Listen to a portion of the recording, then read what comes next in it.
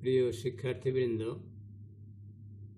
অনলাইনের আজ 13তম ক্লাসে আমি উপস্থিত হয়েছি।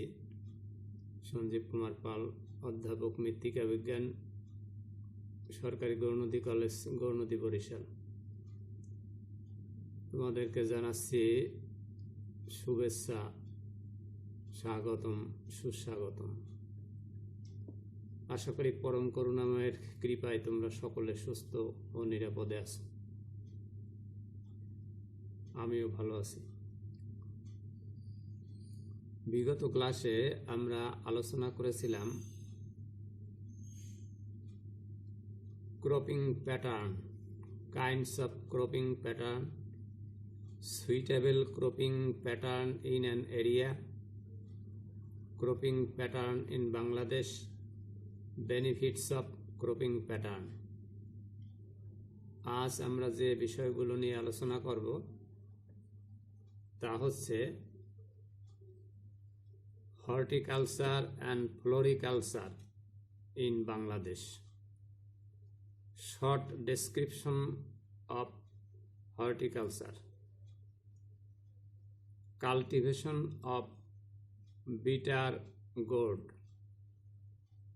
short description of floriculture, cultivation of tuberose.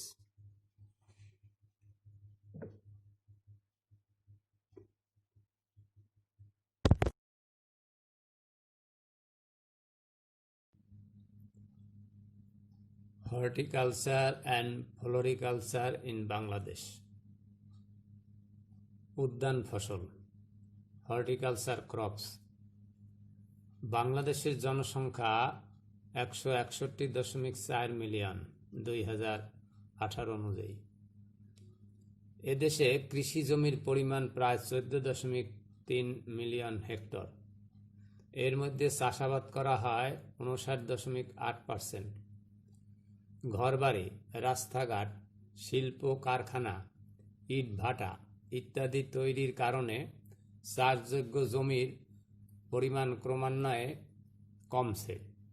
দেশের বিশাল জনগোষ্ঠীর খাদ্য ও পুষ্টির চাহিদার যোগান দেয়া এবং গ্রাম বাংলার আর্থসামাজিক অবস্থার উন্নয়নের জন্য মাঠ ফসলের সাথে সাথে উদ্যান ফসলও অধিক হারে উৎপাদন করা একান্ত প্রয়োজন। এ লক্ষ্যে উন্নত প্রযুক্তি প্রয়োগ করে উন্নত জাতের উদ্যান ফসল উৎপাদন করতে হবে। এ দেশের কৃষির সাথে জড়িত জনগোষ্ঠীকে জানাতে হবে কিভাবে উদ্যান ফসলের ফলন বাড়ানো যায়। এ সংক্রান্ত প্রযুক্তি আয়ত্ত করতে পারলে দেশের পুষ্টি চাহিদা ও খাদ্য ঘাটতি পূরণ হবে এবং দেশ দারিদ্র্যের অভিযোগ থেকে মুক্তি পাবে। উদ্যান শব্দের অর্থ বাগান বা বাগিচা। বাগানে যেসব ফসল ফলানো হয় তাই উদ্যান ফসল, অর্থাৎ বাড়ির আশেপাশে উঁচু স্থানে বা ছোট পরিসরের কোনো জমি বা বাগানে যত্ন সহকারে যেসব ফসল ফলানো হয় তাকে উদ্যান ফসল বলে। বিভিন্ন ধরনের শাকসবজি, ফল, ফুল, মশলা ইত্যাদি উদ্যান ফসলের অন্তর্ভুক্ত। শীতকালের প্রধান সবজি লাউ, শিম, ফুলকপি, বাঁধাকপি, টমেটো, আলু।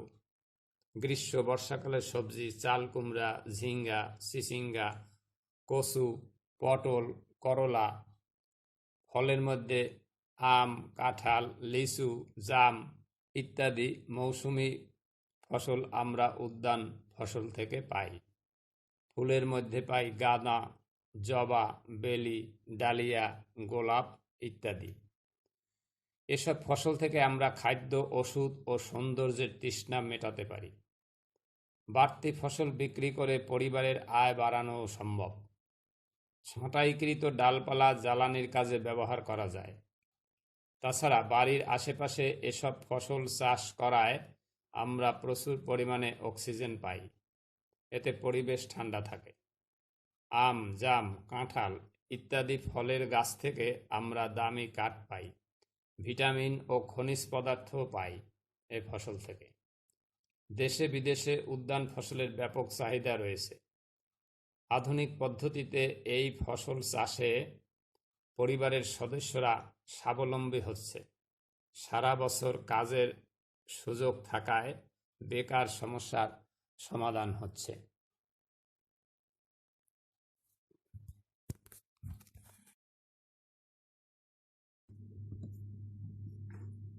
এবার আমি আলোচনা করব করলার চাষ সম্পর্কে। করলা, বিটার গোর্ড। করলা একটি অতি পরিচিত ও জনপ্রিয় সবজি জাতীয় ফসল। করলা খেতে তিতা লাগলেও এটি অত্যন্ত পুষ্টিকর, রুচিবর্ধক ও ঔষধি গুণ সম্পন্ন। এতে প্রচুর লৌহ, ভিটামিন সি ও ক্যারোটিন আছে। করলার ফল ভাজি ও ভর্তা করে এবং মাছের সাথে রান্না করে খাওয়া হয়। তাছাড়া কোনো কোনো করলার পাতা ও ডগা রান্না করে খাওয়া হয়, তবে বাংলাদেশে অনেকেই এর পাতা খায় না। আমাদের দেশে ছোট করলা বা উচ্ছের চাষ সারা বছরেই করা হয়। পক্ষান্তরে বড় করলার চাষ প্রধানত খরিফ মৌসুমে করা হয়। উদ্ভিদতাত্ত্বিক পরিচিতি: করলা কিউকারবিটাসি গোত্রভুক্ত এবং এর বৈজ্ঞানিক নাম মমোর্ডিকা চরন্তিয়া। এর ইংরেজি নাম বিটার গোর্ড। এটি প্রধানত খরিফ ঋতুর বর্ষজীবী উদ্ভিদ। এর কাণ্ড চিকন, পাঁচকোণী এবং কিঞ্চিত লোমযুক্ত। পাতা সরল, ফলক গভীরভাবে 5 থেকে 7 খণ্ডে বিভক্ত। পুরুষ ও স্ত্রী ফুল ভিন্ন ভিন্ন পত্রকক্ষে উৎপন্ন হয়। লতার গোড়ার দিকে পুরুষ ফুল এবং তারপর স্ত্রী ফুল উৎপাদিত হয়। ফুলে 5টি বৃত্তাংশ পাপড়ি থাকে। করলার ফুল ভোরে ফোটে এবং কম বেশি 12 ঘন্টা পর শুকিয়ে যায়। ফল মোচাকার, দৈর্ঘ্য 5 থেকে 25 সেন্টিমিটার। কাঁচা ফল নীলাভ, সবুজ বা সাদা। করলার আধুনিক চাষ পদ্ধতি: ভূমি ও মাটি বন্যামুক্ত, সহজে জমি থেকে পানি নিষ্কাশিত হয়ে যায়, এরূপ মাঝারি ধরনের উঁচু জমিতে করলার চাষ ভালো হয়। হালকা বুনটের মাটিতে চাষ করলে আগাম ফসল পাওয়া যায়।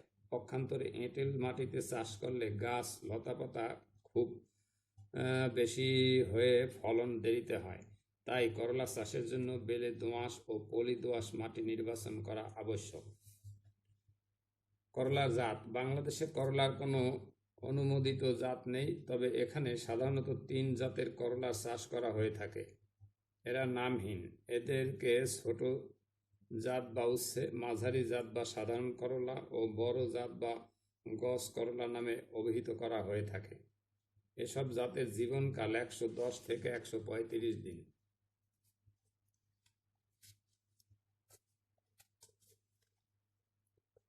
বীজ বপন বা রোপণের সময়: বছরের যে কোনো সময় করলা চাষ করা যায়, তবে উৎপাদন ও চাহিদার উপর নির্ভর করে খরিফ মৌসুমে চাষ করা ভালো। ছোট করলা বা উচ্ছের বীজ আশ্বিন মাসের মাঝামাঝি থেকে অগ্রহায়ণ মাসের মাঝামাঝি পর্যন্ত রোপণ করা যায়। মাঝারি ও বড় বা গস করলার বীজ মাঘ মাসের মাঝামাঝি থেকে চৈত্র মাসের মাঝামাঝি পর্যন্ত রোপণ করা যায়। জমি তৈরি: করলা চাষের জন্য জমি 4-5টি লম্বালম্বি ও আড়াআড়ি চাষ ও মই দিয়ে মাটির ঢেলা ভেঙে ও আগাছা পরিষ্কার করে সমতল করে নিতে হবে। জমিতে বেড তৈরি: জমিতে যে ভাবে বেড তৈরি করতে হবে তা হলো: বেডের আকার: দৈর্ঘ্য জমির দৈর্ঘ্যের সমান, প্রস্থ 250 সেন্টিমিটার। নালার আকার: প্রস্থ 30 সেন্টিমিটার, গভীরতা 20 সেন্টিমিটার। বেডে মাদা তৈরি: প্রতি বেডে 2টি সারি এবং প্রতি সারিতে 200 সেন্টিমিটার পর পর 30 × 30 × 30 সেন্টিমিটার আকারের গর্ত করে মাদা তৈরি করতে হবে। সারি থেকে সারির দূরত্ব 200 সেন্টিমিটার রাখতে হবে। বীজের প্রকার: করলার চাষ প্রধানত প্রকৃত বীজ দিয়েই করা হয়ে থাকে, তবে ক্ষেত্র বিশেষে মূলের কাটিং ব্যবহার করা যেতে পারে। বীজের হার: করলা চাষে জাত ভেদে বীজের পরিমাণ হলো: ছোট জাত বা উচ্ছে প্রতি হেক্টরে 2.5 থেকে 3.5 কেজি, মাঝারি জাত 3 থেকে 4 কেজি, বড় জাত 5 থেকে 6 কেজি। বীজ রোপণ: প্রতি মাদায় 4 থেকে 5টি বীজ বপন বা রোপণ করতে হবে এবং বীজ বপনের গভীরতা হবে 2 থেকে 3 সেন্টিমিটার। বীজ মাদায় বপনের পূর্বে বীজের বহিরাবরণ ফাটিয়ে নিতে হয়। এ উদ্দেশ্যে বীজকে প্রথমে পানিতে 24 ঘন্টা ভিজিয়ে রাখতে হবে। অতঃপর ভেজানো বীজ পানি থেকে তুলে ভেজা কাপড় বা চট দিয়ে ঢেকে রাখতে হবে। এভাবে ঢেকে রাখা অবস্থায় 24 থেকে 48 ঘন্টায় বীজের বহিরাবরণ ফেটে যায়, উক্ত বীজ বপন করতে হয়। সার প্রয়োগ: করলার চাষে প্রয়োজনীয় সার যা ব্যবহার করতে হবে তা হলো প্রতি হেক্টরে গোবর সার 10 টন, ইউরিয়া সার 165 KG, TSP 125 KG, MP 100 KG, gypsum 100 KG, zinc sulphate 10 KG. সম্পূর্ণ গোবর সার জমি তৈরির সময় ছিটিয়ে মাটির সাথে মিশিয়ে দিতে হবে। টিএসপি, এমপি, জিপসাম ও জিঙ্ক সালফেট সমান হারে মাদার মাটির সাথে মিশিয়ে দিতে হবে। ইউরিয়া সার সমান 3 ভাগ করে চারা গজানোর 15 দিন, 25 থেকে 30 দিন এবং সর্বশেষ 50 থেকে 60 দিন পর উপরি প্রয়োগ করতে হবে। মাটিতে বোরনের অভাব থাকলে সেসব জমিতে 0.5 থেকে 1.0% বোরাক্স বা সোহাগা পানি মেশানো দ্রবণ স্প্রে করতে হবে। অন্তর্বর্তীকালীন পরিচর্যা: আগাছা অপসারণ ও আগাছা ও গাছের গোড়ায় মাটি দেয়া। করলার গাছ সম্পূর্ণ বড় না হওয়া পর্যন্ত জমিতে আগাছা জন্মিতে দেওয়া যাবে না। এ সময় পর্যন্ত বেডে ও মাদায় জন্মানো আগাছা ছোট কোদাল বা নিড়ানির সাহায্যে অপসারণ করতে হবে। একই সাথে মাটি কুপিয়ে আলগা করে গাছের গোড়ায় মাটি উঁচু করে দিতে হবে। চারা পাতলাকরণ: চারা 8 থেকে 10 সেন্টিমিটার বড় হলে প্রতি মাদায় সুস্থ সবল 2টি চারা রেখে বাকিগুলো তুলে ফেলতে হবে। বাউনি বা মাচা তৈরি: করলার চারা 10 থেকে 12 সেন্টিমিটার বড় হলেই গাছের গোড়ার কাছাকাছি মাটিতে বাঁশের কঞ্চি বা পাতলা বাঁশের কাঠি পুঁতে একদিকে কাত করে বেঁধে দিতে হবে। অতঃপর গাছ যখন 50 সেন্টিমিটারের বেশি লম্বা হবে তখন 1.5 মিটার উঁচু করে মাচা তৈরি করে দিতে হবে। সেচ ও নিকাশ: ফসলের সম্পূর্ণ জীবনকালে মাটির আর্দ্রতা পরীক্ষা করে নালার মাধ্যমে সেচ দিতে হবে। মাটিতে সর্বনিম্ন বাঞ্ছনীয় আর্দ্রতার মাত্রা 50%-এর কাছাকাছি রাখতে হবে। অতি বৃষ্টির পানি দ্রুত নালার মাধ্যমে অপসারণ করার ব্যবস্থা করতে হবে। পোকা দমন: করলায় ফলের মাজরা পোকা, ফলের মাছি পোকা, জাপ পোকা, বিছা পোকা ইত্যাদি পোকার আক্রমণ দেখা দিতে পারে। এ সমস্ত পোকার আক্রমণ নিম্ন পর্যায়ে রাখার জন্য আলোর ফাঁদ, পোকা ধরার জাল ইত্যাদি ব্যবহার করতে হবে। যদি দেখা যায় এরপরও পোকার আক্রমণ বেশি তাহলে পোকা দমনের জন্য 840 মিলিমিটার রিপকর্ড 10 ইসি 600 লিটার পানির সাথে মিশিয়ে 1 হেক্টর জমিতে স্প্রে করতে হবে, অথবা 600 মিলিলিটার বাসাথ্রিন 10 ইসি ঔষধটি 600 লিটার পানিতে মিশিয়ে প্রতি হেক্টর জমিতে স্প্রে করতে হবে। রোগ দমন: সাধারণত করলা গাছ রোগ দ্বারা তেমন আক্রান্ত হয় না, তবে কখনো কখনো পাউডারি মিলডিউ, ডাউনি মিলডিউ রোগ দ্বারা করলা গাছ আক্রান্ত হতে পারে।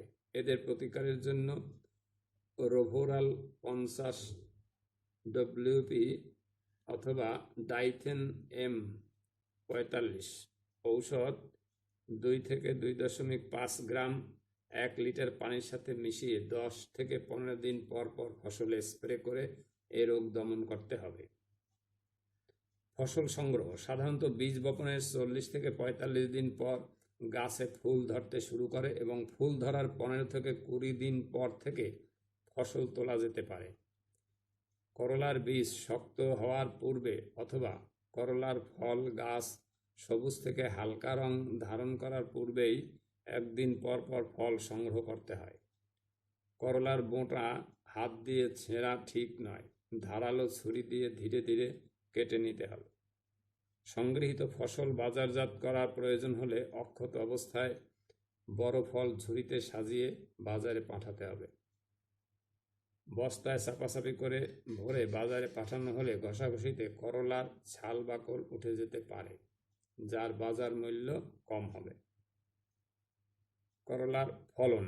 উন্নত প্রযুক্তি অবলম্বনে করলা চাষ করা হলে হেক্টর প্রতি 12 থেকে 15 টন করলা উৎপন্ন হয়।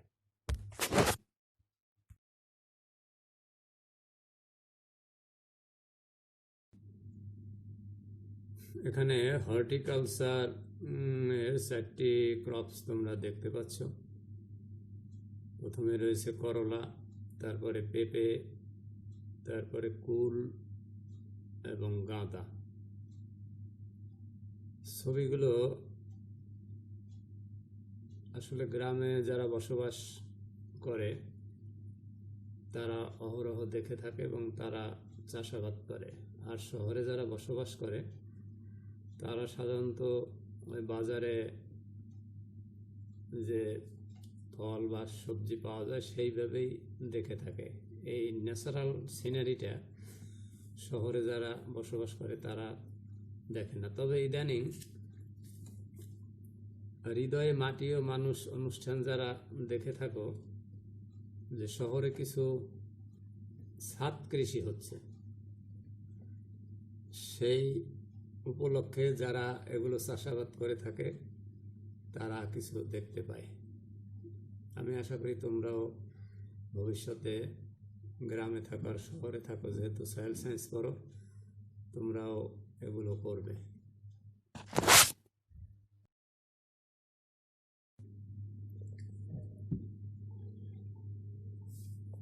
এবারের আলোচ্য বিষয় ফ্লোরিকালচার, অর্থাৎ ফুলের চাষ। বাংলাদেশের সাধারণ ফুল পরিচিতি। Concept of general followers of Bangladesh. ফুল মানুষের চিত্তের ক্ষুধা ও সৌন্দর্য পিপাসা নিবারণ করে। সুস্থ দেহের পাশাপাশি মানুষের থাকা চাই সুস্থ ও পরিচ্ছন্ন মন। ফুল সুস্থ ও পরিচ্ছন্ন মন গড়ে তুলতে সাহায্য করে। ফুল মানুষের মনে অভূতপূর্ব ও পবিত্র আনন্দ সঞ্চার করে। বহু ফুলের কেবলমাত্র সৌন্দর্যই দৃষ্টিকে আকৃষ্ট করে, আবার কতগুলো ফুল মনোমুগ্ধকর সুগন্ধযুক্ত। মানুষের 5 ইন্দ্রিয়ের অন্যতম চক্ষু ও নাসিকাকে তৃপ্তি দানের অতি উৎকৃষ্ট উপাদান হলো ফুল। সংক্ষেপে বলা যায়, ফুল হলো সৌন্দর্য ও পবিত্রতার প্রতীক। প্রিয় নবী হজরত মুহাম্মদ সাল্লাল্লাহু আলাইহি ওয়াসাল্লাম বলেছেন, জোটে যদি 1টি পয়সা, তা দিয়ে খাদ্য কিনো ক্ষুধার লাগি। 2টি যদি জোটে, তবে অর্ধেকে ফুল কিনে নিও হে অনুরাগী। নবীর এ কথায় ফুলের প্রতি মানব জাতির চিরন্তন ভালোবাসার কথা ফুটে উঠেছে। ফুল ও ফুলের গাছ রপ্তানি করে অনেক দেশ প্রচুর বৈদেশিক মুদ্রা অর্জন করছে। তাই ফুল চাষ ও ফুলের ব্যবসা এদেশে অর্থনৈতিক উন্নতির দিকে এক নতুন মাত্রা যোগ করেছে। আজকাল আমাদের দেশে অনেকেই ফুলের চাষ বা ফুলের ব্যবসায় জড়িত থেকে পরিবারের ভরণ পোষণের দায়িত্ব পালন করছে। এদেশের বেশ কয়েকটি পরিচিত ফুলের বাংলা, ইংরেজি ও বৈজ্ঞানিক নাম, যেমন বেলা বা বেলি, জেসমিন, ইংরেজি নাম জেসমিন, বৈজ্ঞানিক নাম জেসমিনিয়াম ডুপ্লেক্স। গোলাপ, ইংরেজি নাম রোজ, বৈজ্ঞানিক নাম Rosa species. Gladiolus, sword lily, gladiolus species. রজনীগন্ধা, টিউবরোস, পোলিয়ান্থেস টিউবারসা। জবা, China rose, hibiscus Rosa sinensis, গাঁদা, ম্যারিগোল্ড, টেজেটেস স্পেসিস ইত্যাদি। ব্যবসায়িক পণ্য হিসেবে ইদানিং আমাদের দেশে গাঁদা, গোলাপ, রজনীগন্ধা, গ্লাডিওলাস, কার্নেশন, অর্কিড ইত্যাদি ফুলের চাষ করা হচ্ছে। এজন্য এ সমস্ত ফুলকে অর্থকরী ফুল বলে। অর্থকরী ফুল হিসেবে রজনীগন্ধা, গ্লাডিওলাস, গোলাপ ও গাঁদা ফুল এর গুরুত্ব ব্যাপক।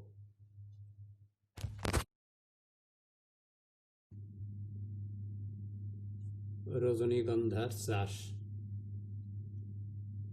রজনীগন্ধা, টিউবরোজ। রজনীগন্ধা বাংলাদেশের একটি অতি জনপ্রিয় ফুল। এ ফুলের সাদা শীষ বেশ মনোমুগ্ধকর। রাতে এ ফুলের গন্ধ বের হয় বলে এর নামকরণ করা হয়েছে রজনীগন্ধা। সুগন্ধি ও মনোরম ফুল হিসেবে রজনীগন্ধার জুড়ি নেই। চাহিদার দিক দিয়ে এবং বাণিজ্যিক দৃষ্টিকোণ থেকে এ ফুলের বিকল্প নেই। রজনীগন্ধা ফুলের আদিবাস মেক্সিকো, তবে বর্তমানকালে আমাদের দেশসহ পৃথিবীর বহু দেশেই বাণিজ্যিক ভিত্তিতে এ ফুলের চাষ করা হচ্ছে। কোনো জমিতে একবার রজনীগন্ধার কন্দ লাগানোর পর এক নাগাড়ে 3 বছর পর্যন্ত রজনীগন্ধার চাষ করা যায়। উদ্ভিদতাত্ত্বিক পরিচিতি। রজনীগন্ধা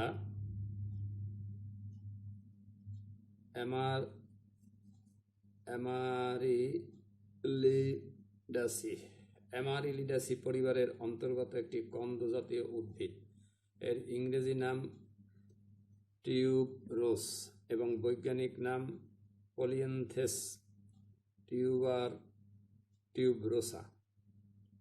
রজনীগন্ধা গাছের উচ্চতা সাধারণত 30 থেকে 40 সেন্টিমিটার হয়। এ গাছের কেন্দ্রীয় শাখার মাথায় পুষ্পমঞ্জরি হয়। পুষ্পমঞ্জরি সহ উক্ত শাখাকে স্পাইক বা স্টিক বলে।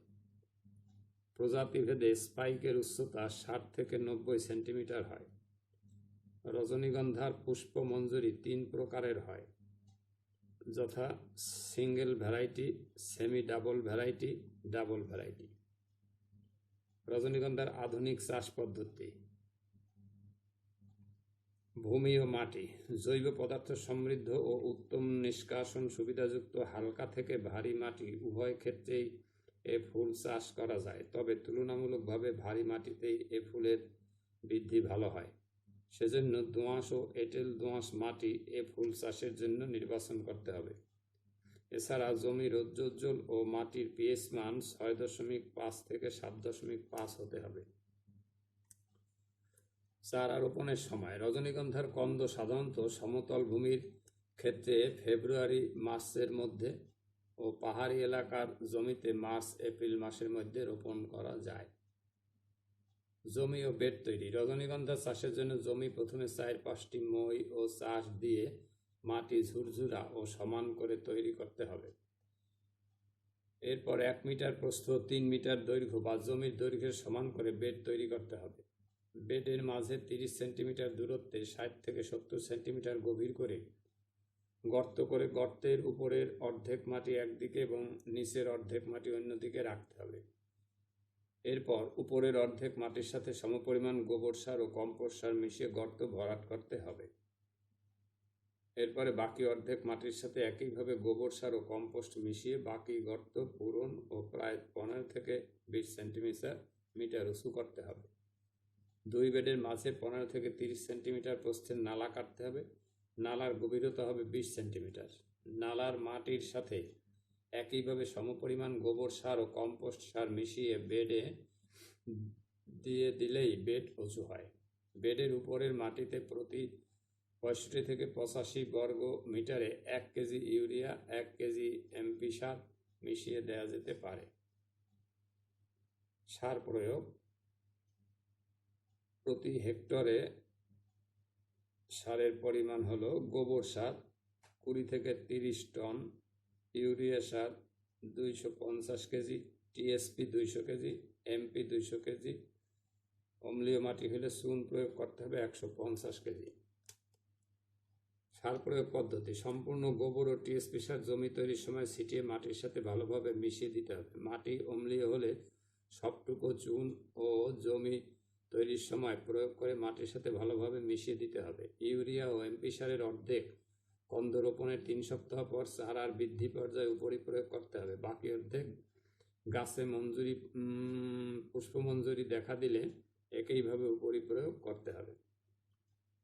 বীজের আকার বা প্রকার: বীজ বা কন্দ দ্বারা রজনীগন্ধার বংশ বিস্তার হয়, তবে বীজের মাধ্যমে বংশ বিস্তারের কাজটি বেশ কষ্টসাধ্য ও সময় সাপেক্ষ বলে কন্দের মাধ্যমে সহজে এবং বংশ বিস্তার করানো হয়।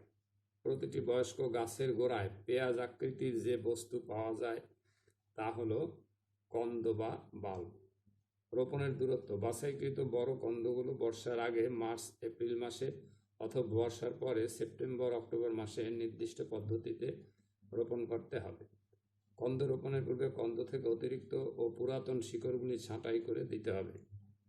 কন্দ রোপণের দূরত্ব: সারি থেকে সারি 30 সেন্টিমিটার, কন্দ থেকে কন্দ 20 সেন্টিমিটার, রোপণের গভীরতা 7 থেকে 10 সেন্টিমিটার। অন্তর্বর্তী পরিচর্যা: আগাছা দমন: রজনীগন্ধার সুষ্ঠু বৃদ্ধির জন্য বেশি পরিমাণে পুষ্টি উপাদানের প্রয়োজন হয়। কাজেই আগাছা যাতে পুষ্টি উপাদান অপচয় করতে না পারে সেজন্য জমিতে আগাছা দেখার সঙ্গে সঙ্গে তা নিড়িয়ে দিতে হবে। আবার গাছের গোড়া থেকে মরা শুকনা পাতা সরিয়ে ফেলতে হবে যাতে রোগ পোকা বাসা বাঁধতে না পারে। সেচ ও নিকাশ: মাটিতে আর্দ্রতা কমে গেলে সেচ দিতে হবে। সাধারণত গ্রীষ্মকালে 7 থেকে 10 দিন এবং শীতকালে 10 থেকে 15 দিন অন্তর মাটিতে আর্দ্রতার অবস্থা বুঝে সেচ দিতে হবে। সার উপরি প্রয়োগ: জমি উর্বর হলে পুষ্পমঞ্জরি থেকে ফুল ঝরে পড়বে না, তবে ফুল ঝরে পড়া অবস্থা দেখলে মনে করতে হবে যে মাটিতে ফসফরাসের অভাব আছে। এরকম অবস্থা দেখলে জমিতে ফসফরাস সার উপরি প্রয়োগ করতে হবে। আবার ফুল ফোটার সময় 7-8 দিন পর পর গাছের গোড়ায় তরল সার প্রয়োগ করতে হবে। পোকা দমন: রজনীগন্ধার জমিতে বিছা পোকা, লেদা পোকা, জাপ পোকা ও উড়চুঙ্গার আক্রমণ দেখা দিতে পারে। বিছা পোকা ও লেদা পোকা গাছের ডগা ও পাতা খেয়ে ফেলে। জাপ পোকা পাতার রস শোষণ করে এবং উড়চুঙ্গা গাছের গোড়া কেটে দেয়। এসব পোকা দমন করার জন্য ডায়াজিন 60 তরল কীটনাশক প্রতি লিটার পানিতে 3 মিলিলিটার মিশিয়ে 15 দিন অন্তর 2-3 বার ফসলে স্প্রে করতে হবে। উড়চুঙ্গা দমনের জন্য জমিতে প্লাবন সেচের ব্যবস্থা করতে হবে। রোগ দমন: রজনীগন্ধা গাছে রোগ আক্রমণ তেমন দেখা যায় না, তবে কোনো কোনো সময় পাতা পচা, কন্দ পচা, গোড়া পচা, পাতায় কালো দাগ ইত্যাদি রোগ দেখা দিতে পারে। এগুলো সবই ছত্রাকজনিত রোগ। এ সকল রোগ দেখা দিলে রোগাক্রান্ত গাছ দেখা মাত্র তা পুড়িয়ে ফেলতে হবে। রোগ দমনের জন্য প্রতি লিটার পানিতে 2 গ্রাম কপার অক্সিক্লোরাইড বা কুপ্রাভিট দ্রবণ করে 2 সপ্তাহ পর পর খেতে স্প্রে করতে হবে। ফুল সংগ্রহ: রজনীগন্ধার ফুল সাধারণত জুন থেকে অক্টোবর মাসের মধ্যে সংগ্রহ করতে হয়। রজনীগন্ধার কন্দ রোপণের 75 থেকে 90 দিন পর মঞ্জরিদণ্ড বের হয় এবং ফুল ফুটতে শুরু করে। মঞ্জরিদণ্ডের নিচের দিক থেকে জোড়ায় জোড়ায় ফুল ফুটতে ফুটতে উপরের দিকে যায়, তবে ফুলের স্থায়িত্বের জন্য মঞ্জরিদণ্ডের নিচের দিকে 2টি ফুলের কুঁড়ি যখন দুধের মতো সাদা রং হয়ে আসে তখন ডাঁটা সমেত ফুল কাটতে হয়। ফুল সংরক্ষণ: রজনীগন্ধার ফুল নিম্নলিখিত উপায়ে দীর্ঘদিন সংরক্ষণ করা যায়। ফুলদানির পানিতে 0.1% বরিক অ্যাসিড অথবা তামার পয়সা ও সাধারণ লবণ দিয়ে তার মধ্যে রজনীগন্ধা স্টিক সাজিয়ে রাখলে ফুল কয়েকদিন সজীব থাকে। ফুল পানিতে বা কোনো দ্রবণে রাখলে প্রতিদিন পানি পরিবর্তন ও স্টিকের নিচের দিকের 1 সেন্টিমিটার করে কেটে দিলে ফুলের স্থায়িত্ব বাড়ে। ফুল তোলার পর ডাঁটা ফুটন্ত পানিতে 15 থেকে 30 ডিগ্রি সেলসিয়াস তাপমাত্রায় ডুবিয়ে রাখা পানিতে রেখে দিলে অনেক দিন সতেজ থাকবে। ফুল ফোটার সাথে সাথে পুংকেশরগুলো ছিঁড়ে দিলে ফুল অনেক দিন তাজা থাকে। রজনীগন্ধার স্টিকগুলো হাইড্রোজেন কুইনোলিন সাইট্রেট ও 4% গ্লুকোজ দ্রবণে রাখলে অনেক দিন সজীব থাকে। প্যাকেজিং ও বাজারজাতকরণ। প্যাকেজিং: রজনীগন্ধা স্টিক সংগ্রহের পর ঠান্ডা পানিতে 20 থেকে 25 মিনিট দাঁড় করিয়ে রাখতে হবে। অতঃপর উক্ত পানি থেকে উঠিয়ে রেখে পানি ঝরাতে হবে। ফুলের স্টিকগুলো আকার ও ফুটন্ত অফুটন্ত ফুলের সংখ্যার উপর ভিত্তি করে গ্রেডিং করতে হবে। গ্রেডিং করা ফুলের 100টি করে ছোট ছোট আঁটি বাঁধতে হবে। আঁটি বাঁধার সময় একই গ্রেডভুক্ত ফুলের স্টিকগুলোর উপরের মাথা এক সমতায় রেখে গোড়ার দিক থেকে স্টিক কেটে সমান করতে হবে। অর্থাৎ স্টিকগুলো ছোট বড় থাকলে তা কেটে এক সমতায় আনতে হবে। বাজারজাতকরণ: পরিবহনের মাধ্যমে কাঙ্ক্ষিত স্থানে বা বাজারে নিয়ে রজনীগন্ধা স্টিক এর উপর মাথায় মরিয়ে রাখা বাঁধন খুলে ঝেড়ে মুছে ফেলতে হবে এবং হালকাভাবে পানি ছিটিয়ে দিতে হবে ও স্টিকের গোড়া পানি দ্বারা ভিজিয়ে দিতে হবে। কোনো স্টিক নষ্ট হলে তা অপসারণ করে বাজারজাত করতে হবে। রজনীগন্ধার ফলন: রজনীগন্ধা ফুলের ফলন প্রতি হেক্টরে প্রায় 5 থেকে 7 টন। হেক্টর প্রতি রজনীগন্ধার প্রায় 3 লক্ষ স্টিক পাওয়া যায়, যার বাজার মূল্য প্রায় 12 থেকে 15 লক্ষ টাকা। রজনীগন্ধার কন্দ সংগ্রহ সংরক্ষণ: রজনীগন্ধার কন্দ প্রাকৃতিক প্রতিকূল শক্তির প্রতি ততটা সংবেদনশীল নয়, তাই এদেরকে সাধারণ অবস্থায় সংরক্ষণ করা যায়। ডিসেম্বর-জানুয়ারি মাসে গাছের বৃদ্ধি বন্ধ হয়ে গেলে মাটি খুঁড়ে কন্দগুলি মাটি থেকে তুলে এনে ছায়াযুক্ত শুষ্ক মেঝেতে ছড়িয়ে রাখতে হবে। সংগৃহীত কন্দ থেকে প্রয়োজন মতো পরিপক্ক কন্দ বাছাই করে পরবর্তীতে বীজ হিসেবে ব্যবহার করা হয়।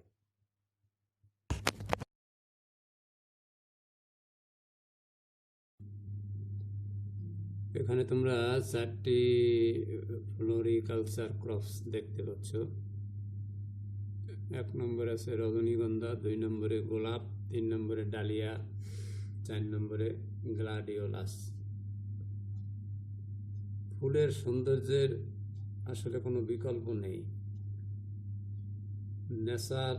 ন্যাচারাল যে সৌন্দর্য তা কিন্তু এই ফুলের মাধ্যমেই অনেকটা ফুটে ওঠে। ফুলকে ভালো না বাসে এমন ব্যক্তি খুঁজে পাওয়া খুব দুষ্কর হবে। আর শুধু সৌন্দর্য নয়, এখন আর্থিক দিক দিয়েও আমরা অনেক পরিবার এই সচ্ছলতা ফিরে পেয়েছে এই ফুলের চাষ করে। তো আজকে এই ফুলের মাধ্যমে ভালোবাসা জানিয়ে আমি আজকে শেষ করছি। তোমরা ভালো থেকো, ঈশ্বর তোমাদের মঙ্গল করুন।